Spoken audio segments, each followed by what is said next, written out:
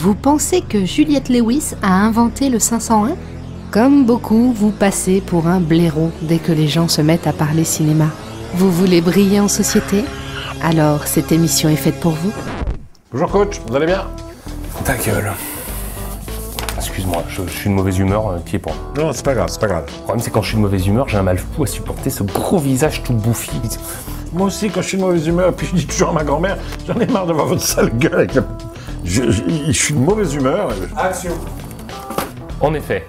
Et tout d'abord, je vous rappelle que c'est sur le forum de cette émission où vous êtes censé donner la bonne réponse, si vous l'avez, au grand jeu que nous avons lancé lors de notre émission consacrée au film Micmac à Tire-Larigot. Alors si malgré nos avertissements, vous avez publié votre message il y a 3 jours, ou si vous comptez le publier dans 2 jours, c'est que vous n'avez rien compris.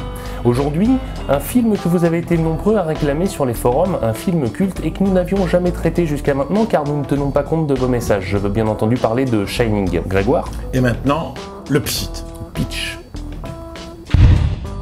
Jacques Torrance est gardien d'un hôtel fermé l'hiver. Lui, sa femme et son fils Danny s'apprêtent à vivre de longs moments de solitude pendant cet hiver. Et le fils Danny est doué de médium, le Shining. Et ce même Danny est terrorisé à l'idée de vivre dans cet hôtel qui a connu de moments bouleversants et terribles. T'es confus, très confus. J'ai pas mieux. Tire ton pédale.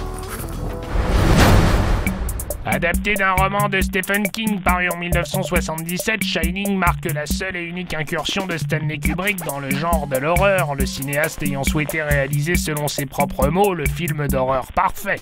Saviez-vous que Robert De Niro, Robin Williams et même Harrison Ford furent envisagés avant Jack Nicholson? Que la célèbre scène où le sang jaillit de l'ascenseur qui s'ouvre prit presque 1 an pour être finalisée et tournée? Que le jeune Danny Lloyd fut retenu après une audition de 5000 personnes? Ou encore que le tournage dura 51 semaines au lieu des 17 de prévus, obligeant Steven Spielberg à décaler le tournage des Aventuriers de l'Arche perdue qui devait se dérouler dans les mêmes studios.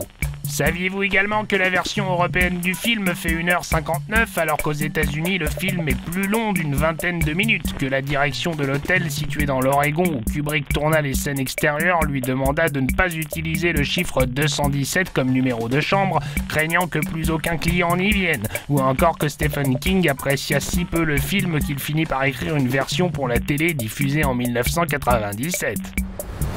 Et maintenant, une petite anecdote pour épater vos amis. L'anecdote qui calme tout le monde, même tes amis les plus calés. Vous ne le saviez peut-être pas, mais Shining et Blade Runner ont 2 choses en commun. Tout d'abord, les rushs provenant de la séquence d'ouverture de Shining ont servi à Ridley Scott pour réaliser le fameux happy ending de Blade Runner.